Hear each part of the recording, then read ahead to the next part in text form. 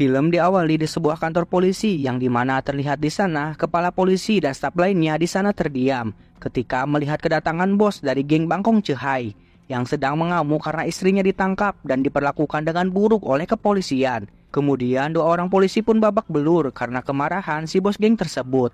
Setelah menghajar dua orang polisi itu, si bos geng dan anak buahnya pun pergi dari sana. Namun ketika di tengah jalan yang sepi, tiba-tiba mereka dikepung oleh sekelompok geng yang biasa disebut geng kapak.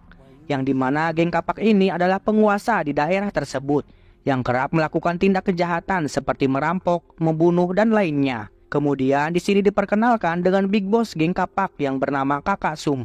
Kemudian tanpa banyak ngebacot, Kakak Sum langsung membunuh si bos geng Bangkong Cehai dan para anak buahnya.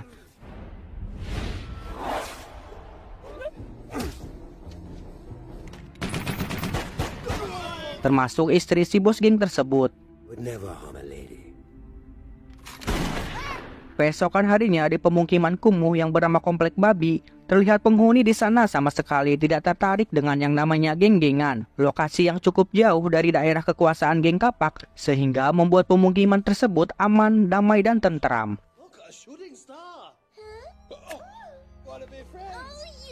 Adegan kemudian beralih ke sebuah lapangan tandus tepat di samping komplek tersebut. Di sana terlihat ada sekelompok bocil yang sedang asik bermain bola. Namun tiba-tiba ada dua orang pemuda tak dikenal datang dan mengganggu para bocil itu. Bahkan seorang bocil menangis ketika bola miliknya diinjak oleh salah satu pemuda itu sampai kempes. Dan diketahui dua pemuda itu adalah Jang dan Bom Bom, karena mereka berdua selalu diremehkan sebagai pria pengecut dan lemah. Kemudian Jang dan Bom Bom sangat berambisi menjadi anggota geng kapak. Setibanya di Komplek Babi, mereka bertingkah layaknya anggota geng kapak dengan bermodalkan tato gambar kapak. Mereka dengan polontong mencoba memalak seorang tukang cukur di sana. Namun hal itu sepertinya gagal. Jang yang agak konyol pun mendapatkan tabokan sendal dari sang ibu juragan yang bernama Ibu Dewi. Dengan sandal jepit itu, Jang ditabok berkali-kali di pipinya. Kemudian ia menyalakan sebuah petasan guna meminta bantuan.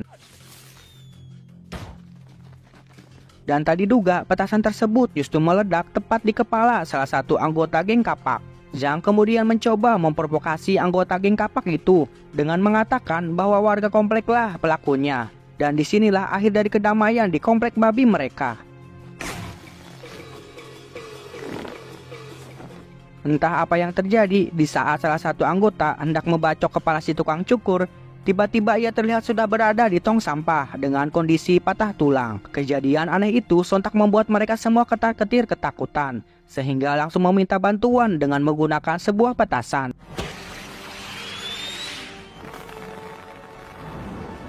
Tak selang lama setelah itu, tiba-tiba ada banyak sekali geng kapak yang mengobrak-ngabrik komplek mereka. Bahkan di sana, Kakak Sum selaku big bossnya, ia hendak membakar hidup-hidup seorang ibu dan anak guna mengungkap siapa pelaku yang telah menghajar anggotanya. Di saat korek api dilempar, tiba-tiba seorang kuli menangkapnya dan ia bernama Alex. Alex kemudian dengan gagahnya mengatakan bahwa ialah pelakunya, sehingga terjadilah pertarungan antara Alex melawan geng kapak.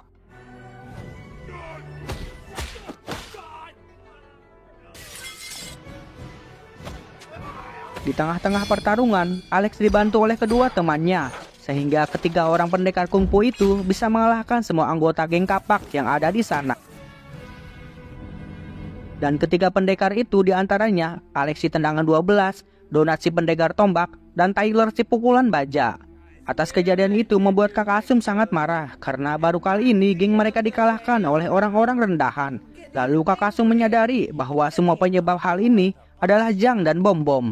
Kemudian keduanya digantung untuk diberi hukuman. Ketika si Algojo melempar kapaknya, Jang dengan cepat berhasil terlepas dan berhasil selamat. Kakak Sum yang melihatnya pun sangat kagum dengan bakat Jang yang mampu membuka borgol hanya dengan sebuah peniti. Singkat cerita, mereka berdua pun dibebaskan dengan syarat harus membunuh satu orang.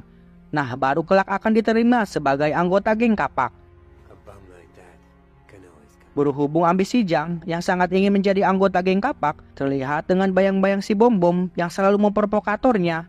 Meskipun Bom Bom sendiri sangat meragukan kemampuan Jang dalam bela diri. Namun dengan sombongnya Jang membantah keraguan itu. Kemudian di sini diceritakan Jang ketika ia masih kecil. Saat itu Jang pernah belajar ilmu bela diri dari sebuah buku yang dibelinya dari seorang gelandangan.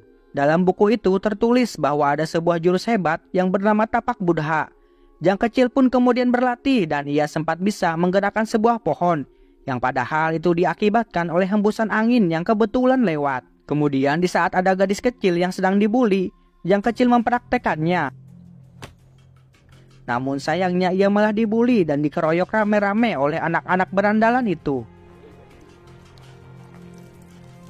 Dan itulah awal mula Jang yang ingin menjadi seorang gangster yang berkuasa. Dan diceritakan keesokan harinya, ketiga pendekar pahlawan ini malah dimarahi oleh ibu juragan karena telah membuat kegaduhan di komplek babi. Sementara itu para warga komplek justru membela ketiga pahlawan itu. Dan para warga menanyakan di mana keberadaan si ibu kos ketika kerusuhan itu terjadi dan mengejeknya dengan sebutan lemak babi. Ibu Dewi yang tak terima diejek oleh warganya pun ia kemudian berteriak sampai-sampai teriakannya itu membuat gelas menjadi pecah. Sementara itu di sisi lain Jang yang sudah muak dengan semuanya, kemudian ia berpikir untuk membunuh si ibu Dewi tersebut. Namun sayangnya bidikannya itu malah meleset dan melukai dirinya sendiri. Hal serupa pun dialami oleh Bom-Bom dan pada akhirnya Bu Dewi mengetahui keberadaan mereka berdua. Bom-Bom yang panik pun mengambil sekandang ular berbisa untuk dilemparkannya. Namun sayangnya ular-ular itu malah jatuh di atas kepala Jang.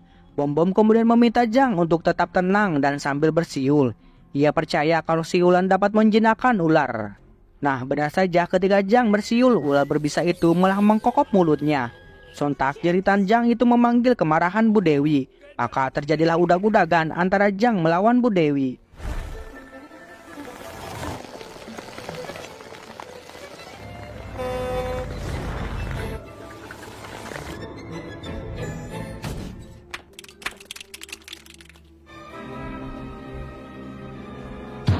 Setelah kejadian itu, Jang pulang ke tempat biasanya tidur. Di sana ia sangat marah akan dirinya, sehingga rasa sakit dan kekecewaan dalam dirinya itu mengakibatkan aliran cakra Jang muncul dengan sendirinya.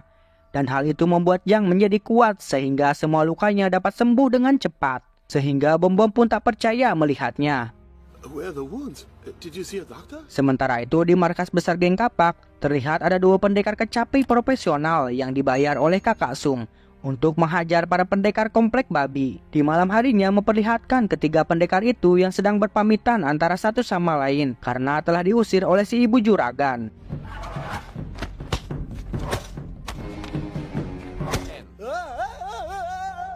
Dan tanpa mereka sadari bahwa malam itu adalah malam yang akan menjadi bencana bagi ketiganya. Dan benar saja ketika dua pendekar kecapi itu berhasil masuk ke komplek babi dan berhasil menebas kepala si pendekar tendangan 12. Sementara untuk Taylor sendiri, ia didatangi oleh pendekar kecapi lainnya. Hingga akhirnya terjadilah pertarungan di antara keduanya. Namun tak hanya di dalam toko itu, pertarungan pun dilanjutkan tepat di tengah-tengah komplek itu. Sabetan demi sabetan pedang gaib itu bertubi-tubi muncul dari setiap petikan kecapi. Dan hal itu tentu saja membuat Taylor kewalahan.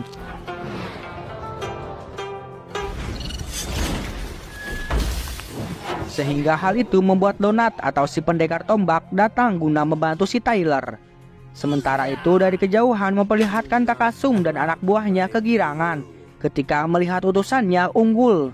Berbeda dengan si Ibu Dewi, ia tampak risih atas keributan yang sedang terjadi di kompleknya. Tanpa menghiraukan ocehan Bu Dewi, pertarungan itu berlanjut dengan sengit. Namun karena tak tega melihat warganya itu tersiksa, si Bapak Juragan turun tangan untuk menghadapi kedua pendekar kecapi itu. Dan disinilah terungkap bahwa kedua pemilik komplek ini mempunyai ilmu bela diri yang sangat tinggi.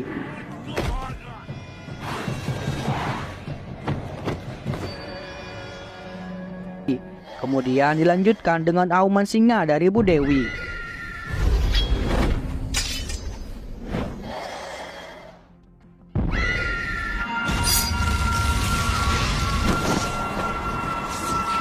Kedua pendekar kecapi itu kewalahan ketika menghadapi kumpu pasangan tuan tanah ini. Mau tidak mau mereka berdua harus menyerah dengan keadaan setengah telanjang. Singkat cerita memperlihatkan Kakak Sum yang hendak pulang. Raut wajah panik dan ketakutan terlihat di wajahnya itu. Ditambah dengan ketololan sang ajudan yang membuat kepala Kakak Sum terbakar dan membuat mobilnya hurung. Sementara itu di dalam komplek babi, terlihat suasana duka yang tengah dialami para warga atas meninggalnya ketiga pendekar kungfu. Sehingga bangkitlah keinginan warga yang ingin menjadi pendekar kungfu secara instan dan membalaskan dendam atas kematian para pendekar mereka. Namun sepertinya hal itu sangatlah mustahil. Di pagi harinya memperlihatkan Zhang yang tengah frustasi karena aksi kejahatannya yang selalu gagal. Ia kemudian menyalahkan Bonbon karena sifatnya yang kurang brutal. Dan di seberang jalan terlihat ada gadis cantik penjual es krim. Dan tanpa banyak ngebacot lagi, ia langsung memalaknya. Dan diketahui gadis itulah yang dulu sempat Zhang bela saat ia dibully.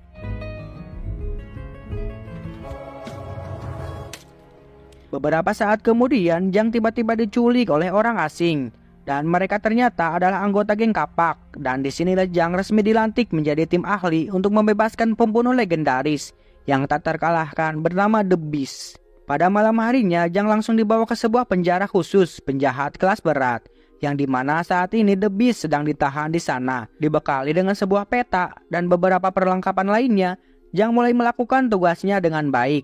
Bahkan pintu berlapis baja sekalipun mampu ia bobol hanya dengan sebuah penitis saja.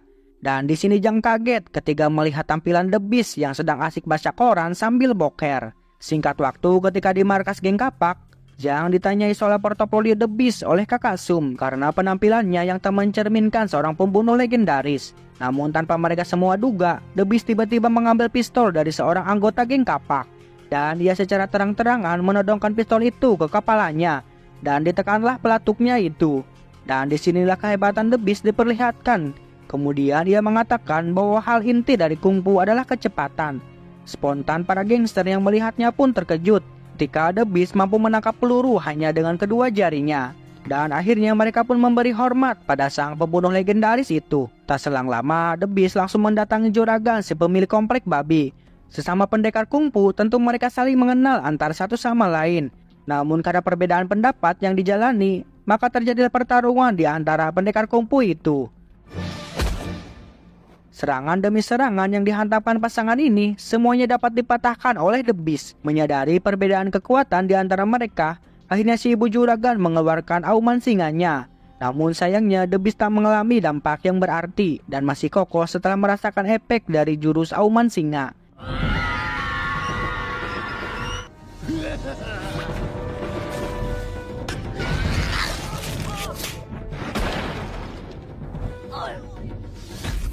Hingga akhirnya Bu Dewi menggunakan sebuah lonceng raksasa untuk dijadikan speaker. Dan kali ini jurus auman singa itu mampu membuat The Beast terpental jauh dan membuatnya muntah darah.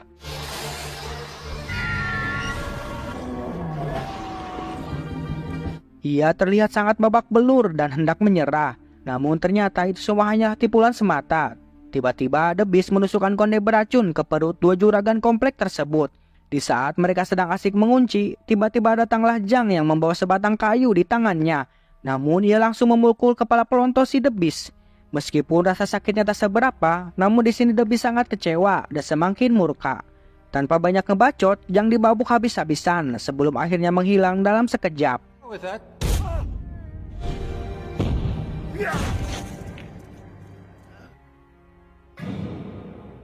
Beast yang merasa diremehkan, Kakak Sum pun sampai-sampai kena imbasnya. Di saat Beast memukul kepala Kakak Sum sampai-sampai lehernya berputar 360 derajat. Dan Kakak Sum pun tewas saat itu juga. Sementara itu di sebuah kuil, juragan kompleks sedang meratapi nasib Zhang, orang yang telah menyelamatkan keduanya. Kondisi luka parah yang dialami Zhang sepertinya sangat mustahil untuk disembuhkan kembali. Namun setelah dilakukan pengobatan Cina kuno, kemustahilan itu sontak terbantahkan. Dan di sini akhirnya diketahui ternyata Zhang memiliki aliran Qi sejak lahir sehingga dapat sembuh dengan sangat cepat. Dan konon katanya kehebatan alami ini sangat langka dan berpotensi membuat Zhang menjadi seorang pendekar paling hebat yang pernah ada. Di saat geng kapak tiba di komplek babi, disinilah kehebatan Zhang diperlihatkan. Diawali dengan jurus menginjak kaki, lalu dilanjutkan dengan pukulan dan tendangan yang membuat semua anggota geng kapak terbang ke para rubuh. Dan kini hanyalah tinggal The Beast dan Zhang yang saling berhadapan.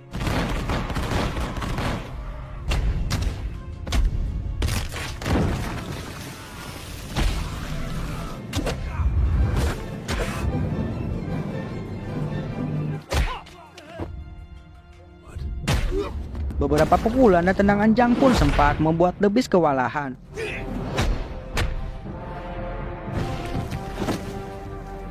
Hingga akhirnya The Beast menggunakan jurus pamungkasnya, yaitu jurus Bangkong Cehai.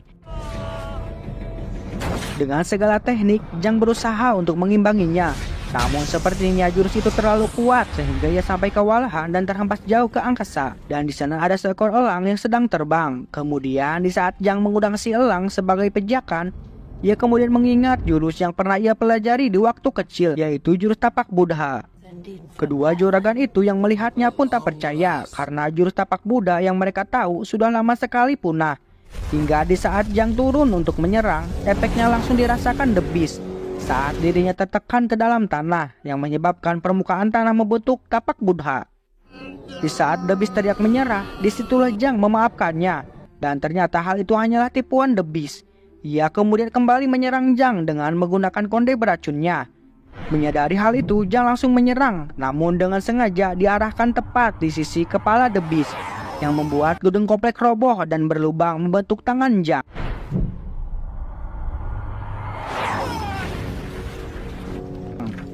Hal itu sontak membuat kedua juragan ini pelongo-pelongo kayak orang bego. The Beast kemudian menanyakan jurus macam apa itu. Jang kemudian menjawab, jika kau mau, maka aku akan mengajarkannya. Dan disinilah The Beast akhirnya sujud sambil mengatakan, guru. Singkat waktu beberapa hari kemudian memperlihatkan si gadis cantik penjual es krim yang kebetulan lewat di depan toko yang berlogo Lollipop. Dan ternyata diketahui Jang dan Bom Bom sengaja membangun toko ini untuk mengenang sebuah persahabatan lamanya yang hampir terlupakan. Namun kini setelah merasakan asam pahitnya kehidupan, akhirnya persahabatan itu pun kembali bersemi. Dan film pun tamat. Nah santuykers, jadi itulah alur cerita dari film Kung Fu Hustle. Terima kasih bagi yang sudah menontonnya sampai selesai. Jangan lupa subscribe channel ini ya guys ya, agar semakin gacor. Sekian dari saya, mohon maaf bila banyak kesalahan. Dan salam santuy.